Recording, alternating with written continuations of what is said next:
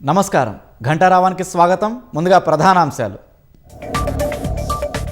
Meenakshi nomination EC తిరస్కరిస్తే బీజేపీపై ఆరోపణల అంతర్గత కొట్లాటే కారణమన్న MP Laxman.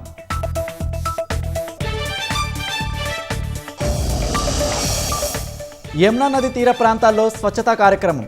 పేరుకుపోయిన చెత్తను తొలగించిన ఢిల్లీ సీఎం రేఖా గుప్తా.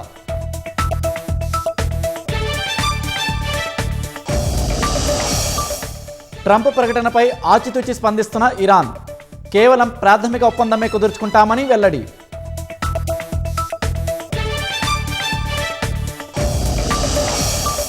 లెబనాన్పై విరుచుకుపడుతున్న ఇజ్రాయెల్.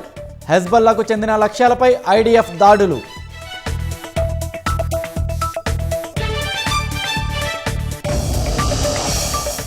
వేసవి సెలవులు చివరి రోజు కావడంతో యాదాద్రిలో భక్తుల రద్దీ. స్వామివారి దర్శనానికి సుమారు 3 గంటల సమయం.